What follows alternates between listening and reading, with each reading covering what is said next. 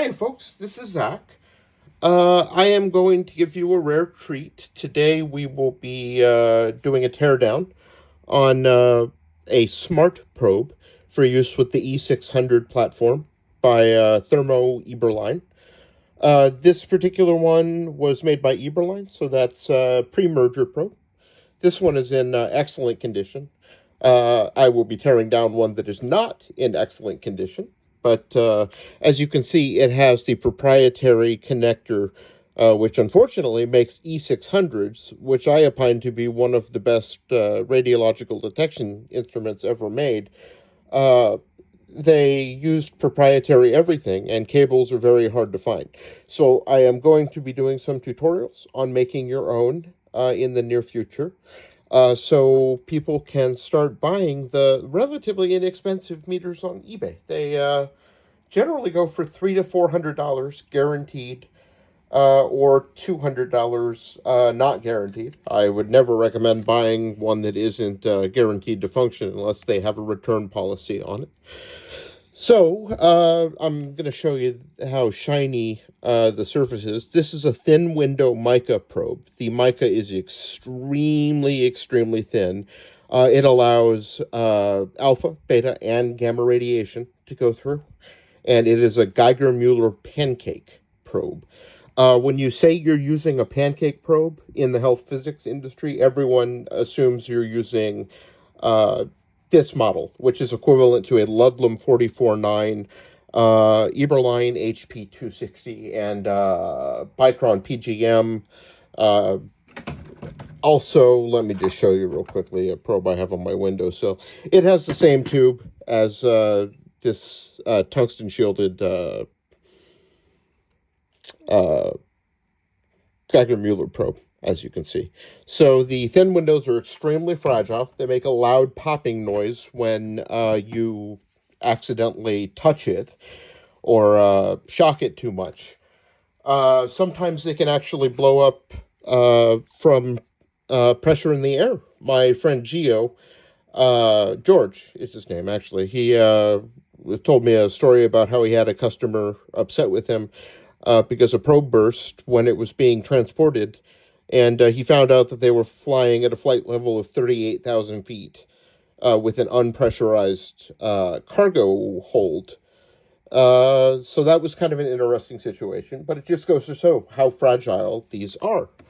So this right here is an old SHP-360 probe.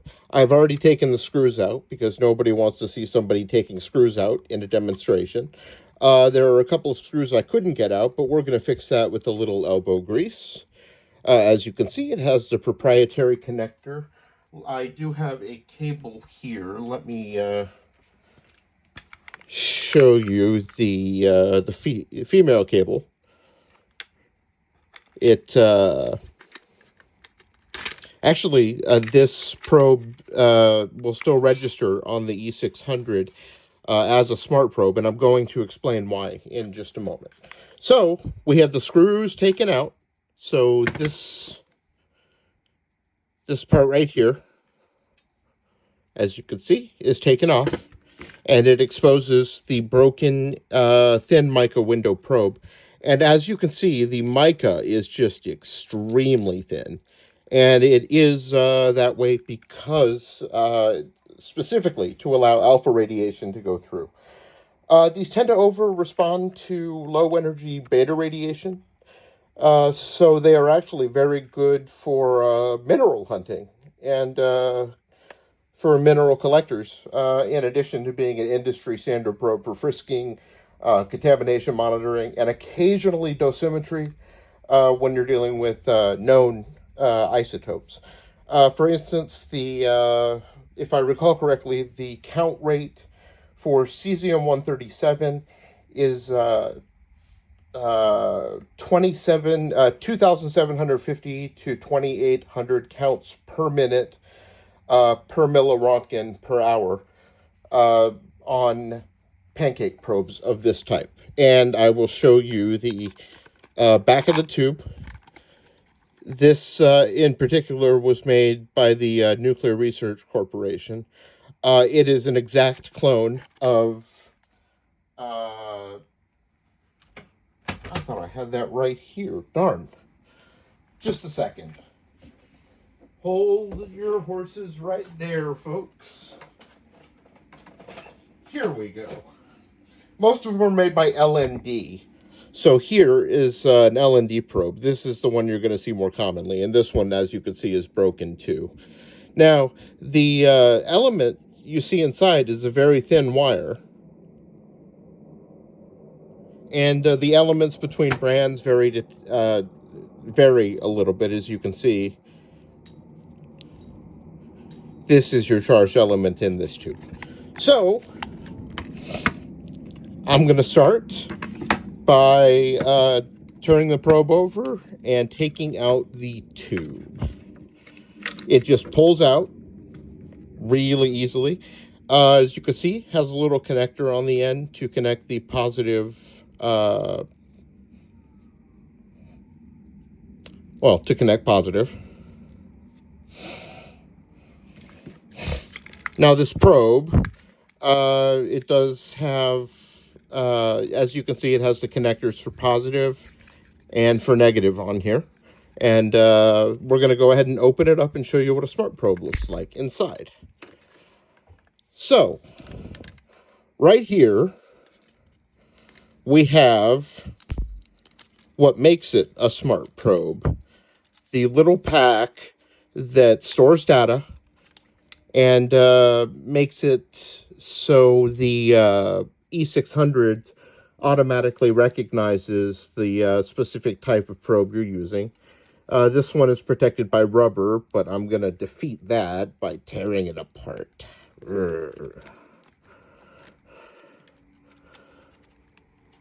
So, as you can see, it looks like a battery, and it does contain a little battery in it, but it is also a memory unit. And these actually hold up pretty well over the years. This one, despite being, 25 years old, still holds the memory. And as you can see, I have the connector here.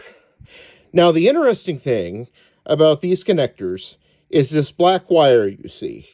This can be plugged directly into any GM probe you have.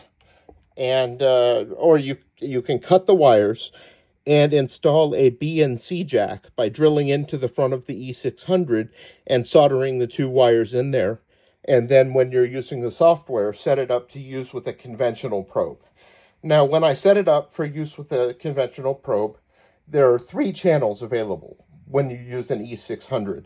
I programmed channel 1 for 900 volts with 100 millisecond dead time, which allows me to use it with any, with almost every Geiger-Müller probe I have. I set channel 2 to the same settings, but in counts per second instead, and I set channel 3 to 400 volts for experimentation with inexpensive tubes you could find on eBay. Soviet surplus tubes, for instance, run anywhere from $5 for a beta gamma tube that runs at 400 to 450 volts to probably 60 or 70 bucks for a thin mica window probe that runs at 400 volts. Soviet surplus is the only way to go when you're buying tubes for experimentation. I've built many interesting probes, including some probes for random number generators that were custom ordered by universities, or not universities, by graduate students at certain universities. And I have helped make some, they're called eggs, for the Global Consciousness project run by Princeton, which is kind of woo science. It's not exactly the epitome of mainstream science, but Princeton is a pretty prestigious school, so you know, they have the name. I have another one of these around here somewhere that is slightly different. Oh no, it must have fallen down. I actually set it out specifically for the demonstration, but that's okay. That's okay. We have this one. So again, all you really need to do to set this up for use with any probe is, let's get some scissors out, is cut this off. And my wire cutters are across the room, so I'm just going to do a quick fix just for demonstration purposes with scissors. I would recommend using actual wire cutters. So, as you can see there, you have two different wires. One of them is kind of a gold color, and that's your positive. And the other, you can see just right at the tip there, I tore a lot of it off by using the scissors, but it won't be a problem if you use wire cutters. That is your negative that connects to the exterior part of the bulkhead connector jacks. If you're doing BNC, or you could use it with any connector, BNC, Ludlam C, or MHV. I suppose you could do a CP1 too, if you really want, but CP1 is pretty much obsolete. And you only see it used for some, I think it's the AC37 alpha scintillation probes. Anyways, I hope you folks enjoyed my teardown. And I will be doing more videos on how to use the E600 and how to make your own serial cable. The software is not readily available from the manufacturer anymore, but I do distribute it, no charge. And you have to use it on a 32-bit emulator. So I use mine on a laptop. Let me show you. On a laptop with Windows 7 running on a 32-bit emulator. And I will be giving you a tour of the software and how you can do some very neat things with it, including certain aspects of the calibration. Now, I did work for Thermo Fisher for several years, and my non-competition agreement just expired, so they don't mind me calibrating or messing around with their meters.